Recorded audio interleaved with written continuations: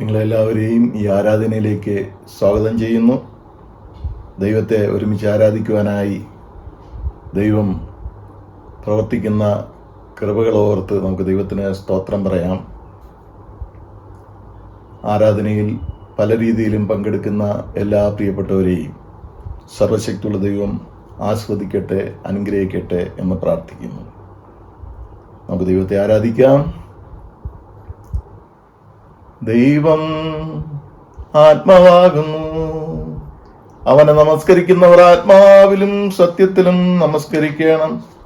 നമ്മുടെ പിതാവായ ദൈവത്തിങ്കൽ നിന്നും കർത്താവായ യേശുക്രിസ്തുവിങ്കൽ നിന്നും നമുക്ക് കൃപയും സമാധാനവും ഉണ്ടാകട്ടെ. ഇത് യഹോവ ഉണ്ടാക്കിയ ദിവസം, ഇന്ന് നാം സന്തോഷിച്ച് ആനന്ദിക്കാം. കർത്താവേ, ഞങ്ങളുടെ അധരങ്ങളെ തുറക്കണമേ, എന്നാൽ ഞങ്ങളുടെ വായ് നിന്റെ സ്തുതിയെ വർണ്ണിക്കും. പിതാവിനും പുത്രനും പരിശുദ്ധാത്മാവിനും മഹത്വം ഉണ്ടാകട്ടെ, ആദിയെങ്കിലും എപ്പോഴും എന്നേക്കുമുള്ള പ്രകാരം തന്നെ. ആമേൻ. അവന്റെ വാതിലുകൾ സ്തോത്രത്തോടും അവന്റെ പ്രാകാരങ്ങളിൽ സ്തുതിയോടും കൂടെ വരുവൻ. അവന് സ്തോത്രം ചെയ്ത് അവന്റെ നാമത്തെ വാഴ്ത്തുവൻ. യഹോവ നല്ലവനല്ലോ, അവന്റെ ദയ എന്നേക്കുമുള്ളത്, അവന്റെ വിശ്വസ്തത തലമുറ തലമുറയായും ഇരിക്കുന്നു. യഹോവയുടെ പർവ്വതത്തിൽ ആര് കയറും? അവന്റെ വിശുദ്ധ സ്ഥലത്ത് ആർ നിൽക്കും? വെടിപ്പുള്ള കൈയും നിർമ്മല ഹൃദയമുള്ളവൻ, വ്യാജത്തിന് മനസ്സ് വയ്ക്കാതെയും കള്ളസത്യം ചെയ്യാതെയും ഇരിക്കുന്നവൻ. നമുക്ക് പ്രാർത്ഥിക്കാം. സർവശക്തനായ ദൈവമേ, ഞങ്ങളുടെ യേശുക്രിസ്തു മുഖാന്തരം ഞങ്ങളുടെ ആരാധനയും സ്തോത്രവും തിരുമുൻപാകെ അർപ്പിക്കുന്നതിനായി ഞങ്ങൾ നിന്റെ സന്നിധിയിലേക്ക് വന്നിരിക്കുന്നു. ഞങ്ങളുടെ പാപങ്ങളെ പരമാർത്ഥമായി ഏറ്റുപറയുന്നതിനും മറ്റുള്ളവർക്കും ഞങ്ങൾക്കും വേണ്ടി പ്രാർത്ഥിക്കുന്നതിനും ഞങ്ങളെ സഹായിക്കണമേ. നിന്റെ പരിശുദ്ധവനം ശ്രദ്ധയോടുകൂടി കേൾക്കുന്നതിനാൽ ഞങ്ങൾ നിന്റെ സ്നേഹത്തിന്റെ വലിപ്പത്തെ കൂടുതൽ യഥാർത്ഥമായി അറിയുകയും നിന്റെ കൃപാഫലങ്ങളെ ഞങ്ങളുടെ ജീവിതത്തിൽ തെളിയിച്ചു കാണിക്കുകയും ചെയ്യേണ്ടതിന് ഞങ്ങളുടെ കർത്താവായ യേശുക്രിസ്തു മൂലം കൃപ ചെയ്യണമേ. ആമേൻ. ഞാൻ എഴുന്നേറ്റ് അപ്പന്റെ അടുക്കൽ ചെന്ന് അവനോട്, അപ്പാ, ഞാൻ സ്വർഗത്തോടും നിന്നോടും പാപം ചെയ്തിരിക്കുന്നു, ഇനി നിന്റെ മകനെന്ന പേരിന് ഞാൻ യോഗ്യനല്ല എന്ന് പറയും. ദൈവരാജ്യം സമീപിച്ചിരിക്കുന്നു, മാനസാന്തരപ്പെട്ട് സുവിശേഷത്തിൽ വിശ്വസിപ്പിൻ.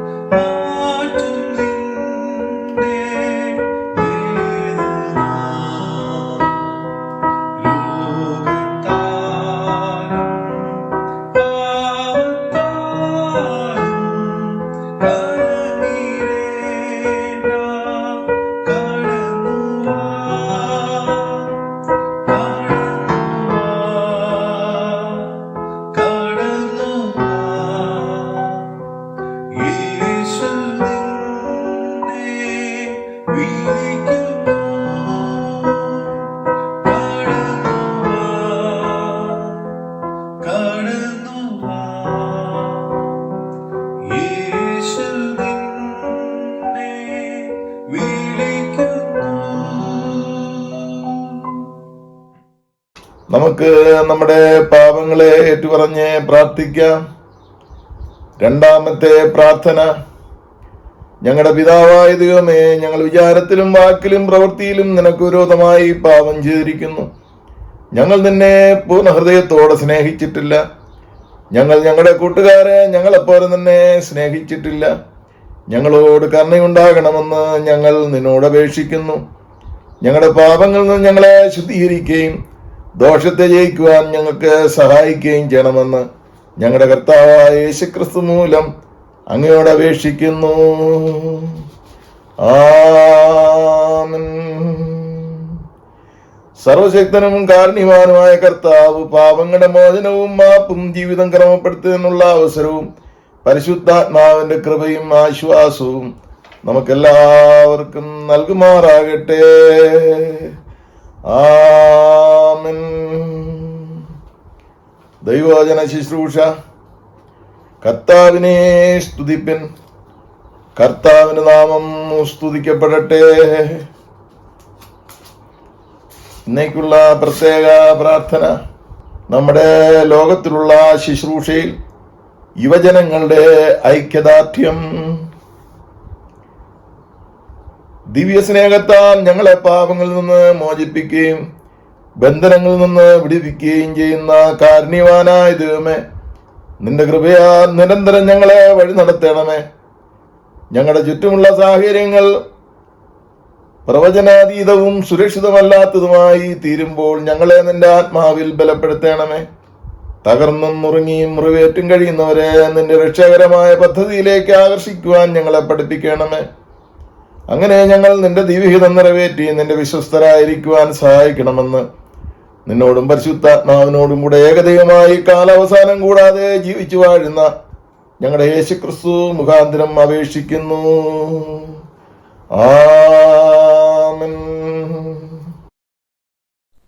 The first lesson for today is taken from the book of Genesis, chapter 39, verses 1 to 23. The book of Genesis, chapter 39, verses 1 to 23. Now Joseph had been taken down to Egypt, and Potiphar, an officer of Pharaoh, captain of the guard, an Egyptian, bought him from the Ishmaelites who had taken him down there. The Lord was with Joseph, and he was a successful man, and he was in the house of his master, the Egyptian. And his master saw that the Lord was with him, and that the Lord made all he did to prosper in his hand. So Joseph found favor in his sight, and served him. Then he made him overseer of his house, and all that he had he put under his authority. So it was, from the time that he had made him overseer of his house, and all that he had, that the Lord blessed the Egyptian's house for Joseph's sake. And the blessing of the Lord was on all that he had in the house and in the field. Thus he left all that he had in Joseph's hand, and he did not know what he had, except for the bread which he ate. Now Joseph was handsome in form and appearance. And it came to pass after these things, that his master's wife cast longing eyes on Joseph, and she said, "Lie with me."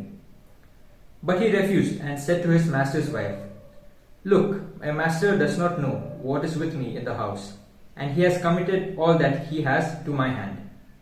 There is no one greater in this house than I, nor has he kept back anything from me but you, because you are his wife. How then can I do this great wickedness and sin against God?" So it was, as she spoke to Joseph day by day, that he did not heed her to lie with her or to be with her. But it happened about this time, when Joseph went into the house to do his work, and none of the men of the house was inside, that she caught him by his garment, saying, "Lie with me." But he left his garment in her hand and fled and ran outside. And so it was, when she saw that he had left his garment in her hand and fled outside, that she called to the men of her house and spoke to them, saying, "See, he has brought in to us a Hebrew to mock us. He came in to me to lie with me, and I cried out with a loud voice. And it happened, when he heard that I lifted my voice and cried out, that he left his garment with me and fled and went outside." So she kept his garment with her until his master came home. Then she spoke to him with words like these, saying, "The Hebrew servant whom you brought to us came in to me to mock me. So it happened, as I lifted my voice and cried out, that he left his garment with me and fled outside." So it was, when his master heard the words which his wife spoke to him, saying, "Your servant did to me after this manner," that his anger was aroused. Then Joseph's master took him and put him into the prison, a place where the king's prisoners were confined. And he was there in the prison. But the Lord was with Joseph and showed him mercy, and he gave him favor in the sight of the keeper of the prison. And the keeper of the prison committed to Joseph's hand all the prisoners who were in the prison. Whatever they did there, it was his doing. The keeper of the prison did not look into anything that was under Joseph's authority, because the Lord was with him, and whatever he did, the Lord made it prosper. Here ends the first lesson. Thanks be to thee, O God. Today's psalm is taken from Psalm chapter 17 verses 1 to 15. I repeat, Psalm chapter 17 verses 1 to 15. Hear me, Lord, my plea is just, listen to my cry. Hear my prayer, it does not rise from deceitful lips. Let my vindication come from your presence. Let your eyes look on the things that are upright. Though you probe my heart, though you examine me at night and test me, you will find that I have planned no evil, my mouth has not transgressed. Concerning the works of men, by the word of your lips, I have kept away from the path of the destroyer. My steps have held to your paths, my feet have not stumbled. I have called upon you, for you will hear me, O God. Incline your ear to me and hear my speech. Show me the wonders of your great love, you who save your right hand, those who take refuge in you from their foes. Keep me as the apple of your eyes. Hide me under the shadow of your wings. From the wicked who are out to destroy me, from my mortal enemies who surround me. They have closed up their fat hearts with their mouths. They speak proudly. They have tracked me down, they now surround me, with eyes alert to throw me to the ground. As a lion is eager to tear his prey, and like a young lion lurking in secret places. Rise up, Lord, confront them, bring them down, with your sword, rescue me from the wicked. With your hand from men, O Lord, from men of the world, who have their portion in this life, and whose belly you will with your hidden treasure. They are satisfied with children and leave the rest of their possessions for their babes. Let us read together. As for me, I shall be vindicated and shall see your face. When I awake, I shall be satisfied with seeing your likeness. Glory be to the Father, to the Son, to the Holy Spirit, as it was in the beginning, is now, ever shall be, world without end. Amen. Today's second lesson is taken from the book of Hebrews, chapter 12, verses 1 to 11. Hebrews, chapter 12, verses 1 to 11. Therefore, since we are surrounded by so great a cloud of witnesses, let us also lay aside every weight and the sin that clings so closely, and let us run with perseverance the race that is set before us, looking to Jesus, the pioneer and perfecter of our faith, whom for the sake of the joy that was set before him endured the cross, disregarding its shame, and has taken his seat at the right hand of the throne of God. Consider him who endured such hostility against himself from sinners, so that you may not grow weary or lose heart. In your struggle against sin, you have not yet resisted the point of shedding your blood, and you have forgotten the exhortation that addresses you as children. My child, do not regard lightly the discipline of the Lord, or lose heart when you are punished by him. For the Lord disciplines those whom he loves, and chastises every child whom he accepts. Endure trials for the sake of discipline. God is treating you as children. For what child is there whom a parent does not discipline? If you do not have that discipline in which all children share, then you are illegitimate and not his child. Moreover, we had human parents to discipline us, and we respected them. Should we not be even more willing to be subject to the Father of spirits and live? For they disciplined us for a short time as what seemed best to them, but he disciplines us for our own good, in order that we may share his holiness.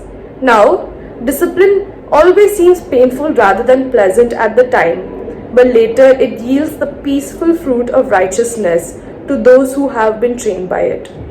Here ends the second lesson. Thanks be to thee, O God. Today's Gospel reading is taken from the book of John, chapter 1, verses 43 to 51. John, chapter 1, verses 43 to 51. The next day, Jesus decided to go to Galilee.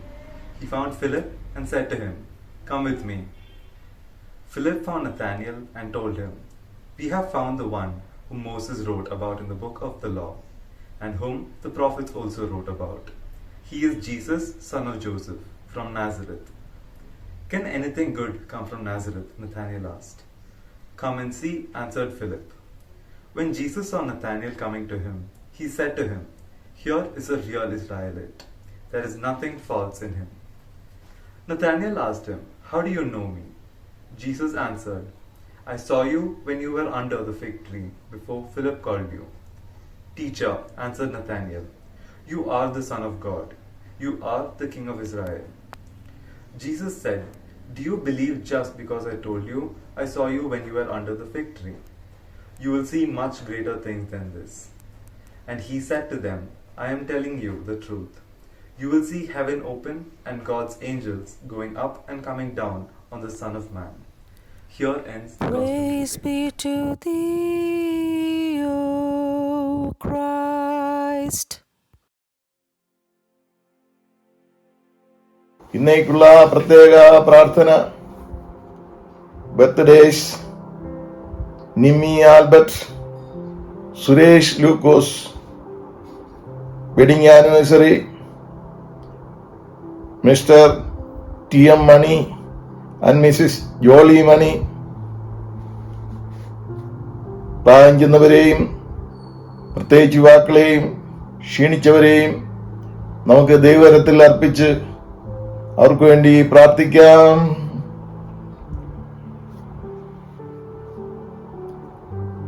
ഞങ്ങളുടെ ദൈവമായ കർത്താവേ, ജീവിതത്തിന്റെ നന്മകൾ പ്രാപിച്ചതിന് ശേഷം ദൈവസന്നിധിയിൽ സ്തുതിയും സ്തോത്രവും അർപ്പിക്കുന്ന പ്രിയപ്പെട്ടവരുടെ മേൽ അവിടുത്തെ കൃപയും അവിടുത്തെ അനുഗ്രഹവും പകരണമേ എന്ന് ഞങ്ങൾ അങ്ങോട്ട് പ്രാർത്ഥിക്കുന്നു.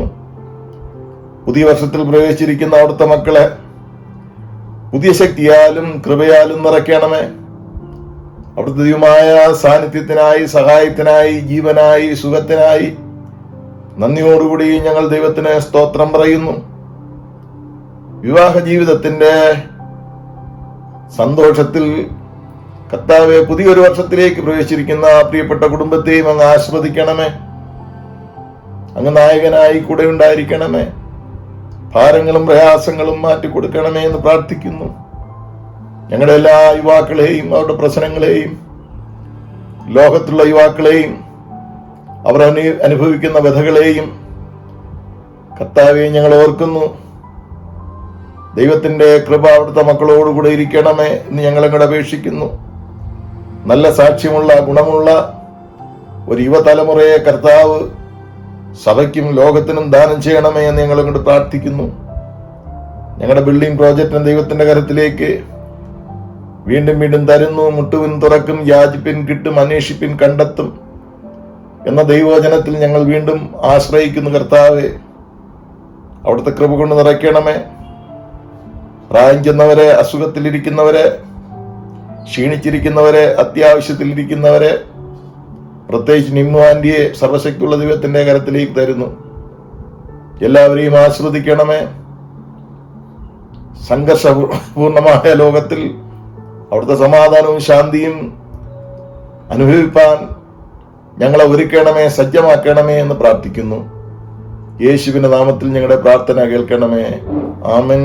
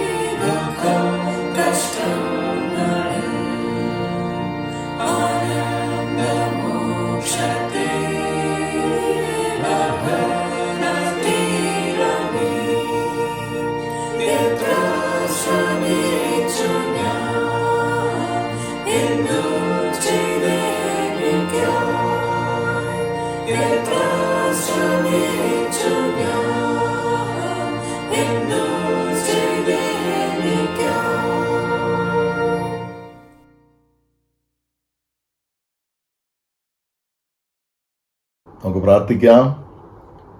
ഞങ്ങളെ വാത്സല്യമായി സ്നേഹിക്കുന്ന ഞങ്ങളുടെ കർത്താവേ, വരും തലമുറയ്ക്കായി ഞങ്ങൾ ദൈവത്തിന് സ്തോത്രം പറയുന്നു. പ്രത്യേകിച്ച് യുവാക്കൾ എന്ന വിശിഷ്ട ദാനത്തിനായി ഞങ്ങളങ്ങേ സ്തുതിക്കുന്നു. കർത്താവിൻ്റെ കൃപയും അനുഭവവും അവർക്ക് നൽകി അവിടുത്തെ വേലയ്ക്ക് വേണ്ടി ശക്തീകരിപ്പാനും കരുണയുള്ളവരായിരിക്കാനും സഹായിക്കണമേ എന്ന് പ്രാർത്ഥിക്കുന്നു. യേശുവിലൂടെ ഞങ്ങളുടെ പ്രാർത്ഥന കേൾക്കണമേ. ആമേൻ. Youth in search of meaningful life. ഇന്നത്തെ പ്രധാന ചിന്ത യുവജനങ്ങളെ മനസ്സിൽ കേന്ദ്രീകരിച്ച് കൊണ്ടുള്ളതാണ്. പലതരത്തിലുള്ള പ്രശ്നങ്ങൾ അവർ അനുഭവിക്കുന്നു എങ്കിലും അതിൽ ചില പ്രശ്നങ്ങൾ നമുക്ക് ഇന്നത്തെ ദൈവവചന ശുശ്രൂഷയിൽ പങ്കുവയ്ക്കുവാൻ ശ്രമിക്കാം. യുവാക്കളുടെ അർത്ഥവത്തായ ജീവിതത്തിൻ്റെ അന്വേഷണം, അതിൻ്റെ ഒരു നിരീക്ഷണം വേദപുസ്തക പശ്ചാത്തലത്തിലൂടെയും സാമൂഹിക പശ്ചാത്തലത്തിലൂടെയും മനസ്സിലാക്കുന്നത് നന്നായിരിക്കും. എന്താണ് ഇന്നത്തെ യുവാക്കളെ ബാധിച്ചിരിക്കുന്ന ദുരവസ്ഥ? ഇന്ത്യയിൽ 45% ജനസംഖ്യയുള്ള ഒരു സമൂഹമാണ് യുവ സമൂഹം. വളരെ ശ്രദ്ധയോടുകൂടി അവരെ പരിചരിക്കുകയും അവരെ മനസ്സിലാക്കുകയും ചെയ്യേണ്ടത് അത്യന്താപേക്ഷിതമാണ്. അൺഎംപ്ലോയ്മെൻറ്റ് ആൻഡ് ഫ്രസ്ട്രേഷൻ, തൊഴിലില്ലായ്മയും നിരാശയും, തൊഴിൽ ചെയ്യുന്നവർക്ക് അവരുടെ അഭിരുചിക്ക് അനുസരിച്ച് ഉത്സാഹിതരായി ജോലി ചെയ്യുവാൻ സാധിക്കാത്ത അവസ്ഥ,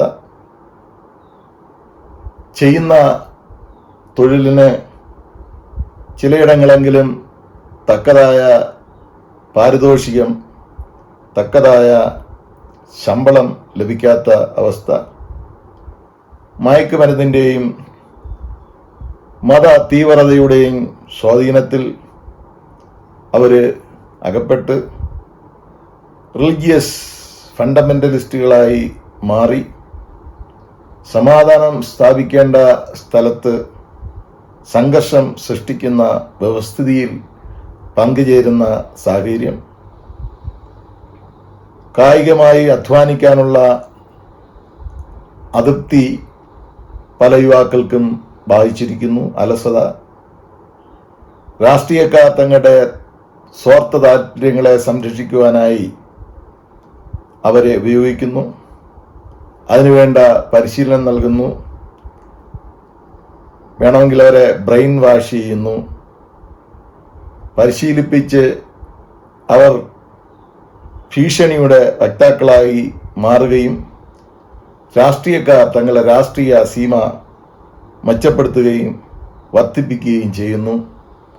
അടുത്ത കാലത്തൊക്കെയായി തോക്കുകളും വടികളുമായി തെരുവിലിറങ്ങി ലഹള നടത്തിയ യുവാക്കളെ നിങ്ങൾ മീഡിയയിലൂടെ ശ്രദ്ധിച്ചിരിക്കും. അതുപോലെ തന്നെ പിടിച്ചുപറിയും, കൊള്ളയും കൊലയും, ബാങ്ക് കവർച്ചയും, കള്ളക്കടത്തും, ലഹരി മരുന്ന് കടത്തിനും ഒക്കെ പ്രേരിപ്പിക്കപ്പെട്ട് പ്രതികളായി തീരുന്നതിൽ 99% യുവാക്കളാണ് എന്ന് നാം അറിയുമ്പോൾ ദുഃഖത്തോടും ഞെട്ടലോടും കൂടി മാത്രമേ ഇന്നത്തെ യുവതലമുറയെക്കുറിച്ച് നമുക്ക് ചിന്തിക്കാനായി സാധിക്കുകയുള്ളൂ. അതുകൊണ്ട് അവരെക്കുറിച്ചുള്ള ചിന്തകൾ, പഠനങ്ങൾ വളരെ കുലങ്കഷമായി നാം മനസ്സിലാക്കുകയും അവർക്ക് വേണ്ടി പ്രവർത്തിക്കുകയും ചെയ്യണം. താലിബാന്റെ പ്രശ്നം നമ്മൾ പരിശോധിച്ചാൽ ചാവേറുകളായി മാറുവാൻ മുന്നോട്ട് വരുന്നതും യുവാക്കൾ തന്നെയാണ്. അത് ലോകത്തിലെ ഒരു പ്രശ്നം പൊതുവായി പറഞ്ഞു എന്നേ ഉള്ളൂ. ഒരുപക്ഷെ ഇതിനേക്കാൾ വലുതായ പ്രശ്നങ്ങൾ നിങ്ങൾ അറിയുമായിരിക്കും. ഇന്നത്തെ ആലയത്തിലെ ആരാധനാ രീതികളും അവർക്ക് ആകർഷണീയമോ തൃപ്തികരമല്ല എന്നുള്ളതാണ് അവരുടെ അഭിപ്രായം. മുതിർന്ന തലമുറ യുവാക്കളും തമ്മിലുള്ള സന്തുലിത ശരിയാണോ എന്ന് നാം വിലയിരുത്തണം. മുതിർന്നവരുടെ ആധ്യാത്മിക കാര്യങ്ങളുടെ കടുംപിടുത്തം യുവാക്കളെ അകൽച്ചയിലേക്കാണോ കൊണ്ടുപോകുന്നതെന്നുകൂടെ നാം ചിന്തിക്കണം. മുതിർന്ന തലമുറയും യുവതലമുറയും തമ്മിലുള്ള ബാലൻസ്ഡായ ഒരു സമീപനം വേദപുസ്തക അടിസ്ഥാനത്തിൽ നാം കണ്ടെത്തേണ്ടിയിരിക്കുന്നു. അടിച്ചേൽപ്പിക്കുന്ന ആധ്യാത്മികത ഫലം കാണുകയില്ല എന്നാണ് അനുഭവത്തിലൂടെ മനസ്സിലാക്കുവാൻ സാധിക്കുന്നത്. അപ്പം ഇങ്ങനെയുള്ള സാഹചര്യങ്ങൾ നമ്മൾ അതിൽ കൂടെ കടന്നു പോകുമ്പോൾ ഇന്നത്തെ വേദപുസ്തകത്തെ അടിസ്ഥാനമാക്കി ചില ചിന്തകൾ പങ്കുവയ്ക്കാനായി ഞാൻ ശ്രമിക്കുന്നു. പ്രസംഗങ്ങൾക്കെല്ലാം പരിഹാരം വരുത്തുവാൻ ഈ പ്രസംഗത്തിലൂടെ കഴിയില്ല എങ്കിലും ചില സൂചനകൾ നമുക്ക് ഈ ഭാഗത്ത് നിന്ന് ഗ്രഹിച്ചെടുക്കാനായി കഴിയും. ഉൽപ്പത്തി പുസ്തകം 39 അധ്യായം 1 മുതൽ 23 വരെയുള്ള വാക്യങ്ങൾ നമ്മൾ വായിക്കുമ്പോൾ ഒരുവന്റെ യുവത്വം എങ്ങനെ ഇരിക്കണം എന്നുള്ളതാണ് അവിടെ നമ്മൾ മനസ്സിലാക്കുന്നത്. പ്രതിസന്ധികളെ തരണം ചെയ്ത് കളങ്കമില്ലാത്ത ജീവിതം നയിച്ചാൽ അനുഗ്രഹത്തിൽ തന്നെ ചെന്ന് പറ്റും എന്ന് ഈ അനുഭവം നമ്മെ പഠിപ്പിക്കുന്നു. ജോസഫിന്റെ ചരിത്രമാണ് അവിടെ നാം വായിക്കുന്നത്. വേദപുസ്തകത്തിന്റെ മറ്റു ഭാഗങ്ങൾ നമ്മൾ ചിന്തിക്കുമ്പോൾ ഇത്രത്തോളം സഹിച്ച, ഇത്രത്തോളം ക്ഷമിച്ച ഒരു വ്യക്തി മറ്റാരും ഇല്ല എന്ന് നമുക്ക് മനസ്സിലാക്കാൻ സാധിക്കുന്നു. സ്വപ്നവ്യാഖ്യാനത്തിൻ്റെ ജന്മസിദ്ധമായ കഴിവുകൾ യോസഫ് മുഖപക്ഷം കൂടാതെ വെളിപ്പെടുത്തിയെന്നും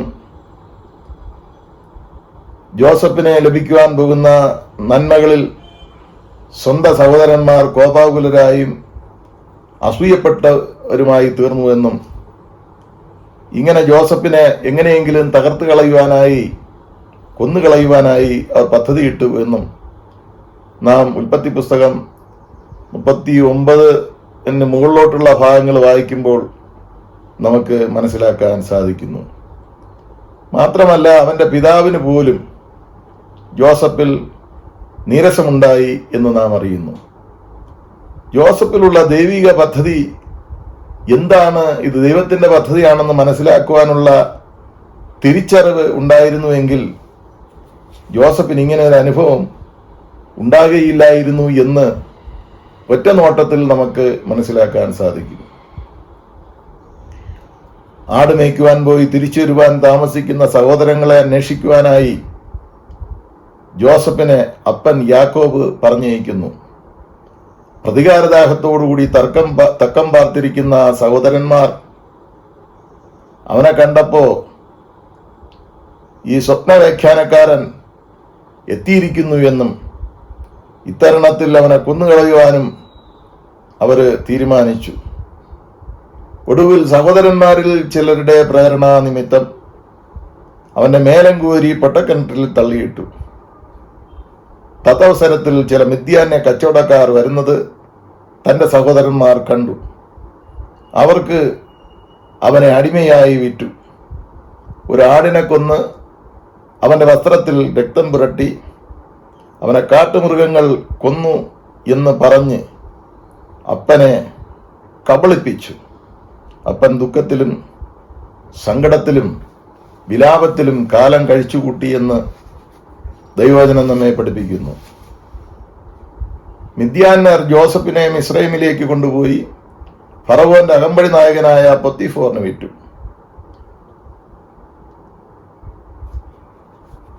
ഉൽപ്പത്തി പുസ്തകം 39 അധ്യായം 2 വാക്യം ഇങ്ങനെ നാം വായിക്കുന്നു: യഹോവ യോസഫിനോട് കൂടെ ഉണ്ടായിരുന്നു, അതിനാൽ അവൻ കൃതാർത്ഥനായി. The Lord was with Joseph and he became a successful man. ഈ ദൈവസാന്നിധ്യം യോസഫിന്റെ കൂടെ ഉണ്ടെന്ന് പൊത്തിഫോറിനും മനസ്സിലാക്കാനായിട്ട് സാധിച്ചു. അവൻ ചെയ്യുന്ന കാര്യങ്ങളൊക്കെ സാധിക്കുമെന്നും തൻ്റെ യജമാനൻ കണ്ടു. 3 വാക്യത്തിൽ ഈ കാരണത്താൽ തനിക്കുള്ളതിലൊക്കെയും അവനെ ഉന്നതനാക്കി എല്ലാം അവനെ ഏൽപ്പിച്ചു. താൻ കഴിക്കുന്ന ഭക്ഷണം ഒഴികെ മറ്റൊന്നും പൊത്തിഫോർ മനസ്സിലാക്കിയിരുന്നില്ല എന്നുള്ളതാണ് നമുക്ക് മനസ്സിലാക്കാൻ സാധിക്കുന്നത്.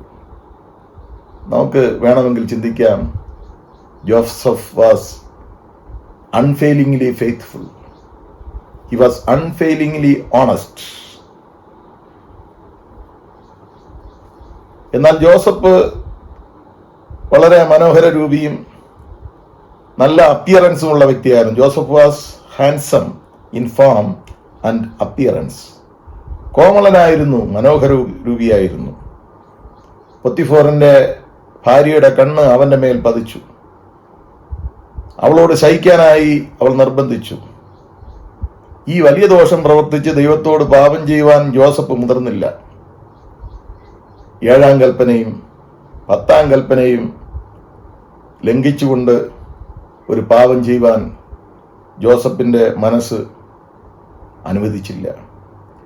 യാക്കോബ് ലേഖനം 1-ാം അധ്യായം 15-ാം വാക്യത്തിൽ വായിക്കുന്നു, മോഹം ഗർഭം ധരിച്ച് പാപത്തെ പ്രസവിക്കുന്നു, പാപം മുഴുത്തിട്ട് മരണത്തെ പെറുന്നു. Then desire, when it is conceived, gives birth to sin. When it is fully grown, brings forth death.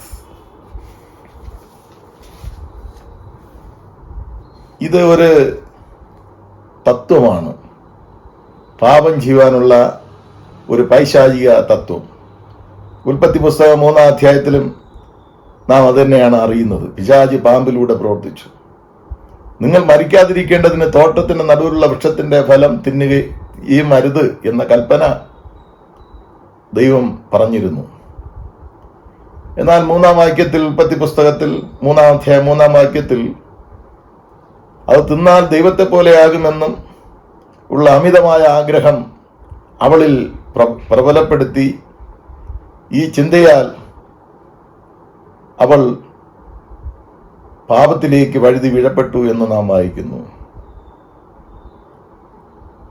So when the woman saw that the tree was good for food, and that it was delight to the eyes, and that the tree was to be desired to make one wise, she took of its fruit, ate, and also she gave some to her husband who was with her, and ate. കാണാൻ ഭംഗിയുള്ള ആകർഷണീയതയും മാത്രമല്ല, ജ്ഞാനം പ്രാപിക്കാനുള്ള ആ ഒരു ആഗ്രഹവും ദൈവത്തെ പോലെയുള്ള ദൈവത്തെ പോലെ ആയിത്തീരുവാനുള്ള വലിയ വാഞ്ചയും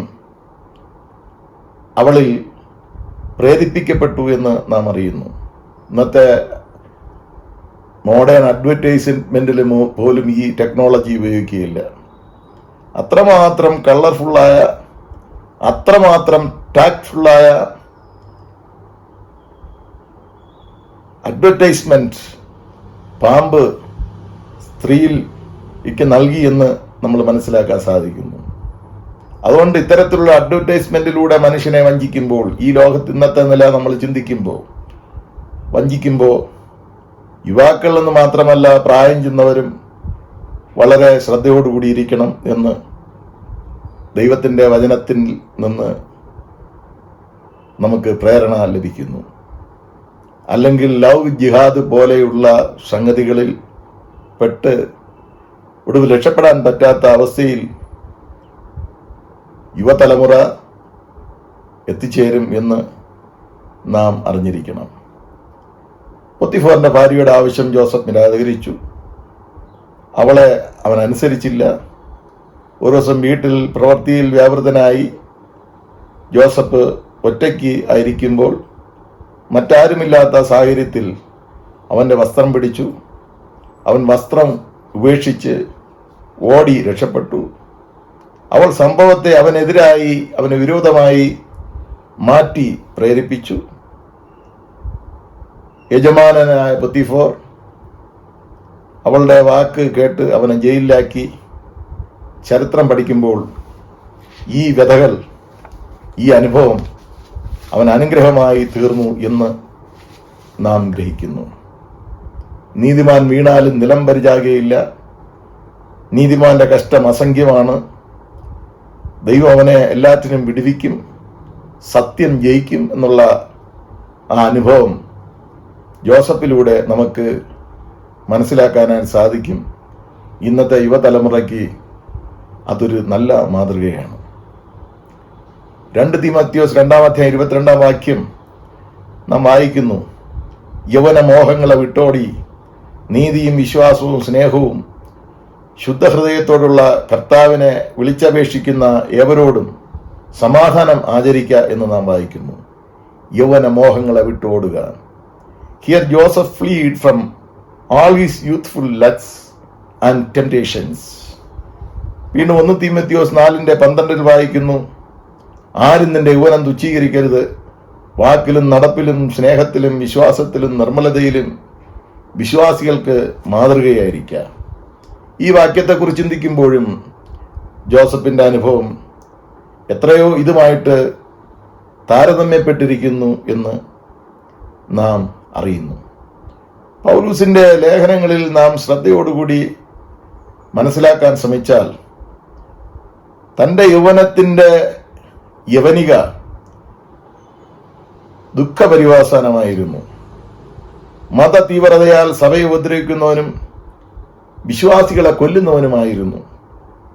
അതുപോലുള്ള ഒരവസ്ഥയും മേലാൽ ഒരു യുവാവിനും ഉണ്ടാകരുതെന്ന് പൗലൂസ് ചിന്തിച്ചിരുന്നു. അതുകൊണ്ട് അവൻ്റെ ലേഖനങ്ങളിൽ മുഴുവനും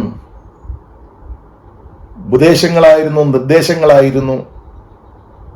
അത് എഴുത്തുകളിൽ നിന്ന് നമുക്ക് മനസ്സിലാക്കാൻ സാധിക്കുന്നു. ധാരാളം ധാർമ്മികത യുവാക്കൾക്ക് വേണ്ടി അദ്ദേഹം കത്തുകളിലൂടെ നൽകിയിരിക്കുന്നു. തൻ്റെ എഴുത്തുകളിൽ യുവതലമുറയെ ധാർമ്മികമായി നിലനിർത്തുവാനുള്ള സതുപദേശം സജീവമായിരിക്കുന്നു. അതിലെ ഓരോ പേജുകളും ശ്രദ്ധിക്കുമ്പോൾ യേശുക്രിസ്തുവിൻ്റെ രക്തധമനികൾ പൊട്ടി ഒഴുകി ആ രക്തത്തിൽ മുക്കി തൻ്റെ എഴുത്തുകൾ രേഖപ്പെടുത്തിയിരിക്കുകയാണോ എന്ന് നമുക്ക് തോന്നും. അത്രമാത്രം ആത്മീയ സന്തുഷ്ടമായിരുന്നു തൻ്റെ ലേഖനങ്ങൾ. ഇന്നത്തെ പാഠഭാഗത്തെ എബ്രായ ലേഖനെ ശ്രദ്ധിച്ചാൽ യേശുവാണ് നമ്മുടെ റോൾ മോഡൽ എന്ന് മനസ്സിലാക്കാൻ സാധിക്കും. അതിൽ 1-2 വാക്യങ്ങൾ 12-ാം അധ്യായം 1-2 വാക്യങ്ങൾ ഞാൻ നിങ്ങളെ സൂചിപ്പിക്കട്ടെ. സകല ഭാരവും മുറുകെ പറ്റുന്ന പാപവും വിട്ട് അകന്ന് നമ്മുടെ മുൻപിൽ വച്ചിരിക്കുന്ന ഓട്ടം സ്ഥിരതയോടുകൂടി ഓടുക. വിശ്വാസത്തിന്റെ നായകനും പൂർത്തി വരുത്തുന്നവനുമായ യേശുക്രിസ്തുവിനെ നോക്കുക. അവൻ അപമാനം അലക്ഷ്യമാക്കി ക്രൂശിനെ സഹിക്കുകയും ദൈവസിംഹാസനത്തിന്റെ വലതുഭാഗത്ത് ഇരിക്കുകയും ചെയ്തു. ജോസഫിനെ സംബന്ധിച്ചിടത്തോളം ജോസഫും കഷ്ടപ്പാടുകൾ സഹിച്ചു, പ്രതിസന്ധികൾ തരണം ചെയ്തു. ഫറവോന്റെ സന്നിധിയിൽ മഹിമയുടെ ഉന്നതമായ സ്ഥലത്ത് എത്തിച്ചേരുവാനായിട്ട് സാധിച്ചു. അപ്പോൾ യുവാക്കളുടെ റോൾ മോഡൽ എന്ന് പറയുന്നത് യേശുക്രിസ്തുവാണ്. യേശുവിനെ നോക്കുക. ഇന്നത്തെ സങ്കീർത്തനം ശ്രദ്ധിച്ചാൽ ഇതിലേക്ക് വേണ്ടിയുള്ള ഒരു ആകാംക്ഷയുള്ള ഒരു പ്രാർത്ഥനയെ നമുക്ക് കാണാൻ കഴിയും. 1-ാം വാക്യത്തിൽ യഹോവേ ന്യായത്തെ കേൾക്കണമേ, എൻ്റെ നിലവിളിയെ ശ്രദ്ധിക്കണമേ, കപടമില്ലാത്ത അതരങ്ങളിൽ നിന്നുള്ള എൻ്റെ പ്രാർത്ഥനയെ ചെവിക്കൊള്ളണമേ എന്നും 14-ാം വാക്യത്തിൽ തൃക്കൈ കൊണ്ട് ലൗകിക പുരുഷന്മാരുടെ വശത്ത് നിന്ന് വിടുവിക്കണമേ എന്നും അവരുടെ ഓഹരി ഈ ആയുസ്സിലത്രേ ശരിയായ ആധ്യാത്മികതയ്ക്ക് വേണ്ടിയുള്ള ഒരന്വേഷണവും ലൗകികതയിൽ നിന്നുള്ള ഒരു വിടുതലും ലഭിക്കുന്നതിന് വേണ്ടിയുള്ള പ്രാർത്ഥന നമുക്ക് ആ സങ്കീർത്തനത്തിൽ നിന്ന് ഉൾക്കൊള്ളാനായിട്ട് കഴിയും. വീണ്ടും ഇന്നത്തെ സുവിശേഷ വേദഭാഗത്തിലേക്ക് നമുക്ക് കടന്നു വരാം. യോഹന്നാന്റെ സുവിശേഷം 1-ാം അധ്യായം 43 മുതൽ തുടങ്ങിയുള്ള വാക്യങ്ങളാണ്, 51 വരെയുള്ള വാക്യങ്ങളാണ് നമുക്കിന്ന് ചിന്തിക്കാനുള്ളത്. യേശുക്രിസ്തു തൻ്റെ ശിഷ്യന്മാരെ ദൈവവേലയ്ക്ക് വേണ്ടി, ശിഷ്യത്വത്തിലേക്ക് വേണ്ടി ക്ഷണിക്കുകയാണ്. അങ്ങനെ ക്ഷണിക്കുമ്പോൾ സമവീക്ഷണ സുവിശേഷത്തിൽ നാം വായിക്കുന്നത് കടൽക്കരയിൽ വെച്ച് പത്രോസിനെയും അന്ത്രോസിനെയും യാക്കോബിനെയും യോഹന്നാനെയും ഒക്കെ എന്നെ അനുഗമിക്കുക എന്ന് ക്ഷണിക്കുകയും അവർ വരികയും ചെയ്യുന്നു എന്ന് നാം വായിക്കുന്നു. എന്നാൽ അതിൽ നിന്ന് വ്യത്യസ്തമായി യോഹന്നാൻ രേഖപ്പെടുത്തുമ്പോൾ ആദ്യമായിട്ട് സ്നാപക യോഹന്നാൻ അന്ത്രയോസിനെ, ലോകത്തിന്റെ പാപത്തെ ചുമക്കുന്ന കുഞ്ഞാട് എന്ന യേശുക്രിസ്തുവിനെ അന്ത്രയോസിനെ പരിചയപ്പെടുത്തുകയും അങ്ങനെ ആദ്യ ശിഷ്യൻ അന്ത്രയോസും രണ്ടാമത് അന്ത്രയോസ് പത്രോസിനെ കൊണ്ടുവരികയും തുടർന്ന് യേശു ഫിലിപ്പോസിനെ കാണുകയും ഫിലിപ്പോസിനെയാണ് എന്നെ അനുഗമിക്കാനായി യേശുക്രിസ്തു ആവശ്യപ്പെട്ടതെന്ന് യോഹന്നാന്റെ സുവിശേഷത്തിൽ രേഖപ്പെടുത്തിയിരിക്കുന്നു. തുടർന്ന് നഥാനിയലിനെയും ഫിലിപ്പോസ് യേശുവിൻ്റെ അടുക്കൽ കൊണ്ടുവന്നു. അങ്ങനെ യേശു സ്വാധീനിച്ച യുവാക്കളുടെ പ്രതീകമായ 2 ശിഷ്യന്മാരാണ് ഫിലിപ്പോസും നഥാനിയേലും എന്ന് നാം വായിക്കുമ്പോൾ ഒറ്റ വായനയിൽ നമുക്ക് മനസ്സിലാക്കാം.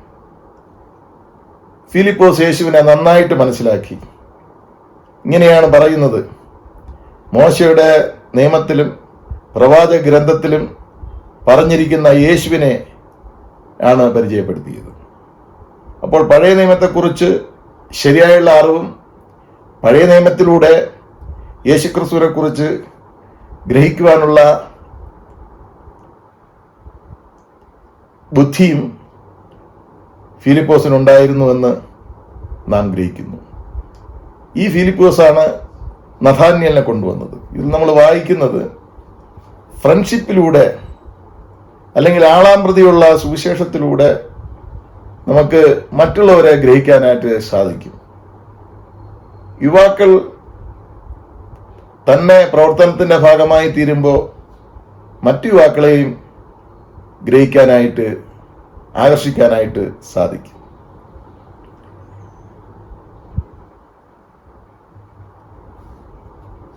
യുവാക്കൾ കാര്യങ്ങൾ കേട്ടപടി അതേപടി സ്വീകരിക്കുകയില്ല. യേശുവിനെ കണ്ടെത്തി എന്ന് പറഞ്ഞതായ സമയത്ത് നഥാനിയേൽ അത് സ്വീകരിച്ചില്ല. നസറേക്കാരൻ രക്ഷകനാണെന്ന് പറഞ്ഞപ്പോൾ അദ്ദേഹത്തിന് അത് ബോധിച്ചുമില്ല. പകരം ഇങ്ങനെയാണ് പറഞ്ഞത്: നസറേത്ത് നിന്ന് വല്ല നന്മയും വരുമോ? അതൊരു പ്രാദേശികവാദമായിരുന്നു, ഒരു പഴഞ്ചൊല്ലായിരുന്നു. കേരളത്തിൽ പറയുന്നത് പോലെ കൊടുത്താൽ കൊല്ലത്തും കിട്ടുമെന്ന് മലയാളികൾ പറയുന്ന പഴഞ്ചൊല്ല് പോലെയുള്ള ഒരു പഴഞ്ചൊല്ല്. ബത്ലഹേമാണ് അനുഗ്രഹത്തിന്റെ നന്മയുടെ സ്ഥാനമെന്ന് കരുതിയിരുന്ന ഒരു കാലഘട്ടം. ഇതൊരു തർക്ക വിഷയമായിരുന്നു. ബത്ലഹേമിൽ ജനിച്ചു, നസറേത്ത് വളർന്നു, യെരുശലേമിലെ മരിച്ചു, ഉയർത്ത് സ്വർഗ്ഗേ പോയ ക്രിസ്തു. അപ്പോൾ ഇങ്ങനെയുള്ള വാദമുഖങ്ങൾ നടത്തുന്നവരെ സമീപിക്കേണ്ടത് എങ്ങനെയാണെന്ന് യേശു ക്രിസ്തു പഠിപ്പിക്കുകയാണ്. അത് നമുക്ക് യുവജനങ്ങളെ സമീപിക്കുമ്പോൾ നമ്മളും അറിഞ്ഞിരിക്കേണ്ട അറിവുകളാണ്. ഇവിടെ തന്റെ പ്രിയ സ്നേഹിതനായ ഫിലിപ്പോസ് തർക്കത്തിന് മുതിരുന്നില്ല, വന്നു കാണാൻ വഴി പറയുന്നു. അതുകൊണ്ട് വാദപ്രതിവാദങ്ങളൊന്നും നിരസിക്കാതെ യേശുവിനെ കാണുവാനായി ഇരുവരും ശ്രമിക്കുന്നു. കണ്ട മാത്രയിൽ യേശു പറയുകയാണ്: ഇതാ സാക്ഷാൽ ഇസ്രായേല്യൻ, ഇവനിൽ കപടമില്ല. ഉൽപ്പത്തി പുസ്തകം 27-ാം അധ്യായം 35-ാം വാക്യത്തിൽ യാക്കോബിനെ കുറിച്ചാണ് അവിടെ പറഞ്ഞിരിക്കുന്നത്. ആ ഇസ്രായേലിനെ കുറിച്ച് ചിന്തിച്ചിരുന്നത് ചതിയനാണ്, കള്ളത്തരമുള്ളവനാണ്, കാപട്യക്കാരനാണ്, സൂത്രക്കാരനാണ്. യാക്കോബിനെ കുറിച്ച് മനസ്സിലാക്കിയിരുന്ന ചിന്തയ്ക്കപ്പുറമായി ഈ ഇസ്രായേലിൻ കപടമില്ലാത്തവനാണെന്ന് യേശുക്രിസ്തു പറയുന്നു. അവന്റെ സൽഗുണങ്ങൾ മനസ്സിലാക്കി അഭിനന്ദിക്കുവാൻ യേശുക്രിസ്തു ശ്രമിച്ചപ്പോൾ ഈ അഭിനന്ദനം ഈ യുവാവിന്റെ അന്തരാത്മാവിൽ മനസ്സിൽ പതിഞ്ഞു എന്ന് നാം അറിയുന്നു. യെശയ്യാ പ്രവാചകന്റെ പുസ്തകം 53-ാം അധ്യായം 6-ാം വാക്യം വായിക്കുമ്പോൾ വായിൽ ചതിയില്ലാത്തവൻ ആയിരിക്കും യഹോവയുടെ കർത്താവിന്റെ ദാസനെന്ന് വായിക്കുന്നു. ഇസ്രായേൽ എന്ന പദത്തിന് ദൈവത്തെ കാണുന്നവൻ, ദൈവ സംരക്ഷണയുള്ളവൻ, ദൈവത്തോട് മല്ലിട്ട് ജയിച്ചവൻ എന്നൊക്കെ അർത്ഥമുണ്ട്. അതുകൊണ്ടായിരിക്കും പിൽക്കാലത്ത് യാക്കോബിന്റെ പേര് മാറ്റി ഇസ്രായേൽ എന്ന് അറിയപ്പെടും എന്ന് ദൈവം പറഞ്ഞത്. ഗോവേണിയിൽ ദൈവത്തിന്റെ ദൂതൻ കയറുകയും ഇറങ്ങുകയും ചെയ്യുന്ന ദർശനം കണ്ട യാക്കോബ്. ഇവിടെ നഥാനിയേൽ എന്ന വാക്കിന്റെ അർത്ഥം ദൈവം തന്നു എന്നുള്ളതാണ്. നല്ല അറിവുള്ളവനായിരുന്നു നഥാനിയേൽ. ഈ നഥാനിയേൽ വീണ്ടും യേശുവിനോട് ചോദിക്കണം, എന്നെ എങ്ങനെ അറിയും? യേശു പറയുന്നു, ഫിലിപ്പോസ് നിന്നെ വിളിക്കും മുമ്പേ നീ അത്തിയുടെ കീഴിൽ ഇരിക്കുമ്പോൾ ഞാൻ നിന്നെ കണ്ടു. യുവാക്കൾക്ക് വസ്തുതകൾ ശരിയായും സത്യസന്ധമായും തെളിഞ്ഞാൽ അവർ പാറ പോലെ ഉറച്ചു നിൽക്കും എന്ന് നഥാനിയേലിന്റെ സംഭവം നമ്മെ പഠിപ്പിക്കുന്നു. മിദ്രാഷ് റബ്ബ എന്ന യഹൂദ ഗ്രന്ഥം പറയുന്നത് സാധാരണയായി റബിമാരാണ് അത്തിമരത്തിന്റെ ചുവട്ടിൽ നിന്ന് ന്യായപ്രമാണം പഠിക്കുകയും ധ്യാനിക്കുകയും ചെയ്യുന്നത്. മറ്റ് റെഫറൻസ് നമ്മൾ വായിക്കുമ്പോൾ സമാധാനത്തിന്റെ സാഹചര്യത്തിലും ഇസ്രായേല്യർ അത്തിയുടെ ചുവട്ടിലിരിക്കുമെന്ന് മീഖ പ്രവാചകന്റെ പുസ്തകം 4:4 സെക്കരിയ പ്രവാചകന്റെ പുസ്തകം 3:10 രേഖപ്പെടുത്തിയിരിക്കുകയാണ്. അപ്പോൾ വളരെ രഹസ്യമായി നഥാനിയേൽ നടത്തിയിരുന്ന ആ ധ്യാനത്തെ, ആ പഠനത്തെ, ആ വായനാശീലത്തെ യേശുക്രിസ്തു ഗ്രഹിച്ചു. എല്ലാം അറിയുന്നവൻ എന്നുള്ള ആ ഒരു ബോധം നഥാനിയേലിന് ഉണ്ടായി. യേശു ആരാണെന്ന് നഥാനിയേൽ മനസ്സിലാക്കിയപ്പോൾ നഥാനിയേൽ പറഞ്ഞു, അങ്ങ് ദൈവപുത്രനാണ്, അങ്ങ് രാജാവാണ് എന്ന് സാക്ഷിച്ചു. 49-ാം വാക്യത്തിൽ ജീവിതത്തിന്റെ രഹസ്യങ്ങൾ തൻ്റെ ജ്ഞാനബോധത്തിൽ നിന്ന് ദൈവം വെളിപ്പെടുത്തിയപ്പോൾ വലിയ വിശ്വാസത്തിന് കാരണഭൂതനായി, അതിനുള്ള ഹേതുവായി നഥാനിയേൽ മാറുന്നു. വീണ്ടും യേശു 51-ാം വാക്യത്തിൽ പറയുന്നു, ആമേൻ ആമേൻ ഞാൻ നിന്നോട് പറയുന്നു, സ്വർഗം തുറന്നിരിക്കുന്നതും മനുഷ്യപുത്രന്റെ അടുക്കൽ ദേവപുത്രന്മാർ കയറുകയും ഇറങ്ങുകയും ചെയ്യുന്നതും നിങ്ങൾ കാണും എന്ന് അവനോട് പറഞ്ഞു. യേശുക്രിസ്തുവിന്റെ സ്വർഗാരോഹണത്തെക്കുറിച്ചുള്ള ദർശനവും ആ സംഭവവും യേശുക്രിസ്തു വെളിപ്പെടുത്തി കൊടുത്തു എന്ന് നാം ഗ്രഹിക്കുന്നു. ആധ്യാത്മികത അതിൻ്റെ ശരിയായ മൂല്യതയിൽ മനസ്സിലാക്കിയാൽ യുവാക്കൾ ദൈവസന്നിധിയിൽ ഉറച്ചു നിൽക്കും എന്നുള്ളത് വേദപുസ്തകം നമ്മെ പഠിപ്പിക്കുന്നു. യുവാക്കളുടെ ശക്തി എന്ന് പറയുന്നത് വളരെ വലുതാണ്. അവരുടെ സ്വാധീനം എന്ന് പറയുന്നത് വളരെ ഉന്നതമാണ്. അവർക്ക് ചെയ്യാൻ പറ്റുന്ന കാര്യങ്ങൾ വളരെ വലുതാണ്. അതിനെ ഉപയോഗിക്കുവാനായി ശ്രമിക്കണം. അനേകം യുവാക്കളുടെ ചരിത്രം വേദപുസ്തകത്തിലുണ്ട്. ദാവീദിനെയും ദാനിയേലിനെയും നെഹമ്യാവിനെയും ശദ്രക്കിനെയും മേശക്കിനെയും അബദ്നഹോവിനെയും യോഹന്നാൻ സ്നാപകനെയും അതുപോലുള്ള പല യുവാക്കളെയും ശക്തിപ്പെടുത്തിയ ഉദാഹരണങ്ങൾ നമുക്ക് വേദപുസ്തകത്തിന് അകത്തുണ്ട്. അതുകൊണ്ട് അവരുടെ പ്രശ്നങ്ങൾ മനസ്സിലാക്കി അല്പമെങ്കിലും അവർക്കായി എന്തെങ്കിലും ചെയ്യുവാൻ സാധിച്ചാൽ, ദൈവിക കാര്യങ്ങൾ അവർ ശരിയായി ബോധ്യപ്പെട്ടാൽ, അത് വരും കാലത്ത് തുറന്നുള്ള ശുശ്രൂഷകളിൽ വലിയ അനുഗ്രഹമായി മാറും എന്ന് ദൈവത്തിൻ്റെ വചനം നമ്മെ ഓർമ്മിപ്പിക്കുന്നു. നമുക്ക് പ്രാർത്ഥിക്കാം. ദൈവമായ കർത്താവേ, ഞങ്ങളുടെ യുവാക്കൾക്കായി സ്തോത്രം. പൗലൂസിലൂടെ തീമത്യോസിനും ജോസഫിലൂടെ തൻ്റെ മറ്റ് സഹോദരന്മാർക്കും അതിലൂടെ ഇന്നത്തെ തലമുറയ്ക്കും നഥാനിയേലിലൂടെയും ഫിലിപ്പോസിലൂടെയും കർത്താവെ ഇന്നത്തെ സഭയെയും ജനങ്ങളെയും ഉണർത്തുന്ന നല്ല യുവത്വത്തിൻ്റെ ചിന്തകളിലേക്ക് വളർത്തുന്ന സജീവമായ ചിന്തകൾ നൽകിയതിനായി സ്തോത്രം ചെയ്യുന്നു. ഇത് പ്രബലപ്പെടുവാൻ അങ്ങ് സഹായിക്കണമേ. നാഥ, ഇപ്പോൾ വെള്ളത്യാഗത്തോടുകൂടി ശുശ്രൂഷ ചെയ്യുന്ന നല്ല യുവാക്കളെ ഞങ്ങൾ ഓർക്കുന്നു. പിന്മാറ്റക്കാരെ തിരിച്ചു വരുത്തണമേ. ദൈവം പ്രവർത്തിക്കണമേ. പ്രത്യേകിച്ച് യുവത്വത്തിൽ രക്തമൊഴുക്കി സ്നേഹിച്ച ആ വലിയ സ്നേഹത്തിൻ്റെ ആഴത്തെ ഈ തലമുറ മനസ്സിലാക്കുവാൻ അങ്ങ് സഹായിക്കണമേ. യേശുവിൻ്റെ നാമത്തിൽ ഞങ്ങളുടെ പ്രാർത്ഥന കേൾക്കണമേ. ആമേൻ. സർവശക്തിയുള്ള പിതാവായി ആകാശത്തെയും ഭൂമിയും സൃഷ്ടിച്ചവനായ ദൈവത്തിൽ ഞാൻ വിശ്വസിക്കുന്നു. അവന്റെ ഏകപുത്രനായി നമ്മുടെ കർത്താവായ യേശുക്രിസ്തുവിലും ഞാൻ വിശ്വസിക്കുന്നു. ഇവൻ പരിശുദ്ധാത്മാവിനാൽ കന്യമറിയിൽ ഉത്പാദിക്കപ്പെട്ട് ജനിച്ച് പൊന്തിയോസ് പിലാത്തോസിന്റെ കീഴിൽ കഷ്ടപ്പെട്ടു, ക്രൂശിക്കപ്പെട്ടു, മരിച്ച് അടക്കപ്പെട്ടു. അവൻ പാതാളത്തിലേക്ക് ഇറങ്ങി, മൂന്നാം ദിവസം മരിച്ചവരിൽ നിന്ന് പിന്നെയും ഉയർത്തെഴുന്നേറ്റു. അവൻ സ്വർഗത്തിലേക്ക് കയറി സർവശക്തിയുള്ള പിതാവായ ദൈവത്തിന്റെ വലത്ത് ഭാഗത്തിരിക്കുന്നു. അവിടെ നിന്ന് അവൻ ജീവനോടെ മരിച്ചവരെ ന്യായം വിധിപ്പാൻ വരികയും ചെയ്യും. പരിശുദ്ധാത്മാവിലും ഞാൻ വിശ്വസിക്കുന്നു. വിശുദ്ധ കത്തോലിക്ക സഭയിലും വിശുദ്ധന്മാരുടെ സംസർഗത്തിലും പാപമോചനത്തിലും ശരീരത്തിന്റെ പുനരുത്ഥാനത്തിലും നിത്യജീവനിലും ഞാൻ വിശ്വസിക്കുന്നു.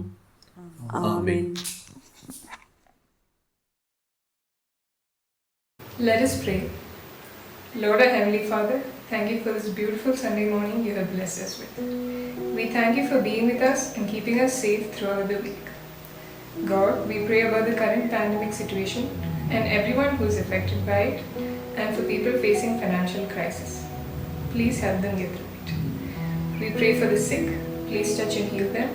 We pray for everyone in the service sector who is working for us during this time, and everyone who is stepping out of their houses to go to their workplaces. Please keep them safe till they come back home. Lord, we pray for Nemo Auntie's health. Thank you for being with her and keeping her safe. We pray for Alfred uncle who underwent a surgery. Please be with him and help him recover soon.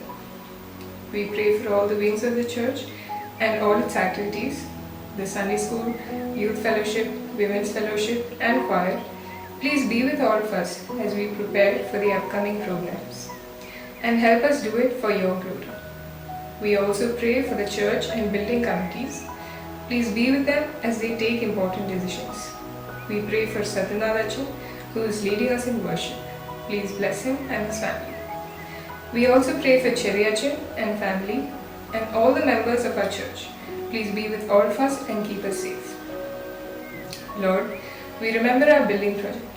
We pray for the contractor who has undertaken our project, the workers, and everyone who will be involved in this in the future. Please bless them and their families. Lord, we pray for all the churches around the world, missionaries, and people facing persecution. Please be with them all and keep them safe. Thank you for listening to our prayers. Please continue to be with us, lead us, and guide us. All this in your most holy, precious, and mighty name we do ask. Amen. Glory be to God. Welcome one and all in the precious name of our Lord and Savior, Jesus Christ. Let us thank the Lord for the healing, the providence, and all the blessings He has been bestowing upon us. Special prayer requested for Mr. Alfred Mohanraj, who is admitted to Chinmaya Mission Hospital for the last couple of days. Let us pray for his speedy recovery.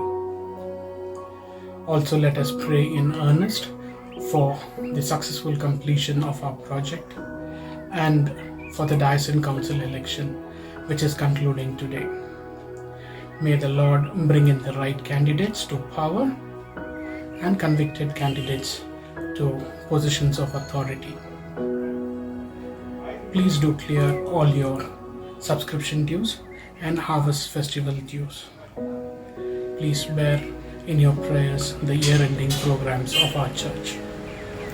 Thank you, Richo and family, Achan and family, for helping us put together this worship. God bless us all. സ്വർഗസ്ഥനായ ഞങ്ങളുടെ പിതാവേ, നിന്റെ നാമം വിശുദ്ധീകരിക്കപ്പെടണമേ. നിന്റെ രാജ്യം വരേണമേ. നിന്റെ ഇഷ്ടം സ്വർഗത്തിലെ പോലെ ഭൂമിയിലും ആകണമേ. ഞങ്ങൾക്ക് ആവശ്യമുള്ള ആഹാരം ഇന്ന് തരണമേ. ഞങ്ങളുടെ കടക്കാരോട് ഞങ്ങൾ ക്ഷമിച്ചിരിക്കുന്നത് പോലെ ഞങ്ങളുടെ കടങ്ങൾ ഞങ്ങളോട് ക്ഷമിക്കണമേ. ഞങ്ങളെ പരീക്ഷയിൽ കടത്താതെ ദുഷ്ടങ്കിൽ നിന്ന് ഞങ്ങളെ വിടുവിക്കണമേ. രാജ്യവും ശക്തിയും മഹത്വവും എന്നേക്കും നിനക്കുള്ളതല്ലോ. ആമേൻ. ദൈവത്തിന്റെ കരുണയുള്ള കൃപയിലും കാവലിലും ഞങ്ങൾ നിങ്ങളെ ഭരമേൽപ്പിക്കുന്നു. കർത്താവ് നിങ്ങളെ അനുഗ്രഹിച്ച് കാക്കുമാറാകട്ടെ. കർത്താവ് തിരുമുഖം നിങ്ങളുടെ മേൽ പ്രകാശിപ്പിച്ച് നിങ്ങളോട് കൃപയുള്ളവനാകട്ടെ. കർത്താവ് തിരുമുഖം നിങ്ങളുടെ മേൽ ഉയർത്തി നിങ്ങൾക്കെല്ലാവർക്കും സമാധാനം നൽകുമാറാകട്ടെ. ഇങ്ങനെ പിതാവും പുത്രനും പരിശുദ്ധാത്മാവുമായുള്ള സർവശക്തനായ ദൈവത്തിന്റെ അനുഗ്രഹം നമ്മുടെ ഇടയിലുണ്ടായി നാം എല്ലാവരോടും കാലാവസാനം കൂടാതെ ഉണ്ടായിരിക്കുമാറാകട്ടെ. ആമേൻ.